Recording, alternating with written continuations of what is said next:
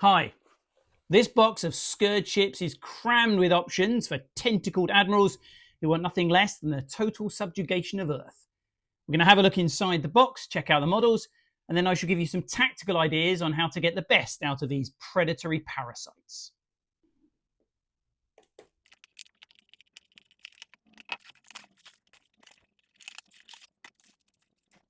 Okay, so we have a single sprue, but it's absolutely crammed with plastic. That's clearly a lot of thought has gone into the design there. There's no wasted space at all.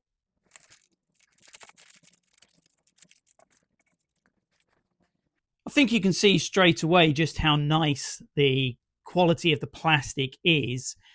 Having made the transfer from resin, and I've always found the TT resin holds quality really well. The details are really crisp. I think we can see something very similar here with these plastics. So I just move it a little closer to the camera, I think you can really see just how lovely that is. Yeah, that's fab. Let's flip it over.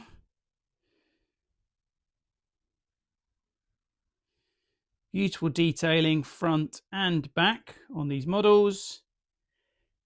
I also noticed straight away it doesn't look like there's going to be too many parts to assemble any particular ship. Right, let's get these built.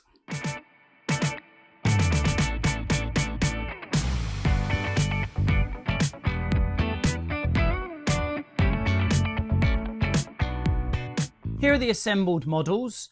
Now, there could have been some alternative builds, but I shall mention those when I do my tactical overview. For now, I just want to compare this plastic succubus with the older resin model. You can see here, this is one that I bought a few years ago, painted up in my sort of space shark pattern.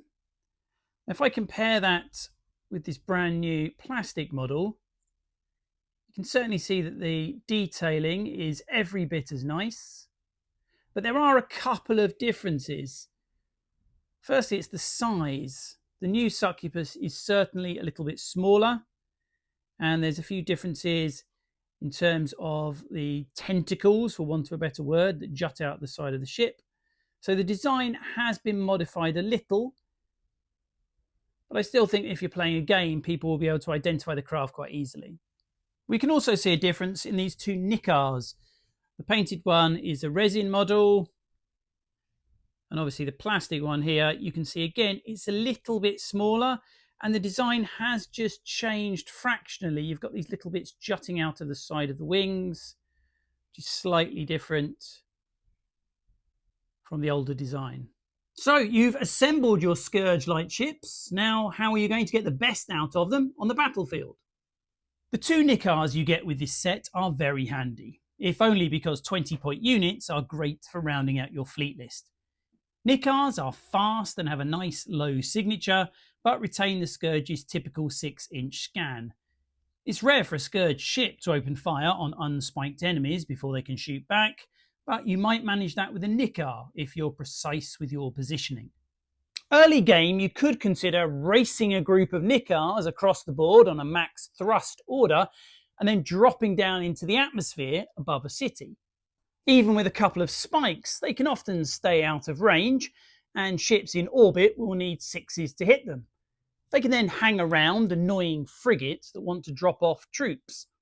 Alternatively, have them hang back. They can move in and out of orbit as they need to stay safe, and then run interference closer to your own deployment area.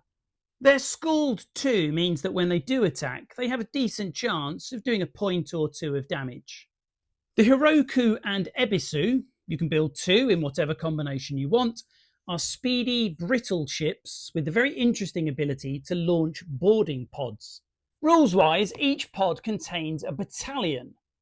Get within 3 inches of a space station or an enemy ship on the same orbital layer, and you can fill it with nightmarish Scourge organisms. At the end of the activation phase, these inflict core hits. If these destroy a ship, it is instead captured, doubling the number of kill points it provides. Any attack by a Hiroku or Ebisu is likely to be a suicide run. The term glass cannon is a little too robust. So I'd aim it at an ailing ship as a way to capture it, Or go for a well-shielded vessel that'll hate suffering core hits in a move that gives your opponent something to think about.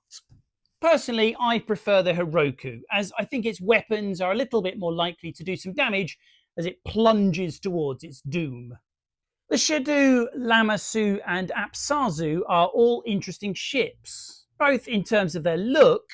They resemble crustaceans that have nested too close to a Dagon shrine, and what they bring to your games.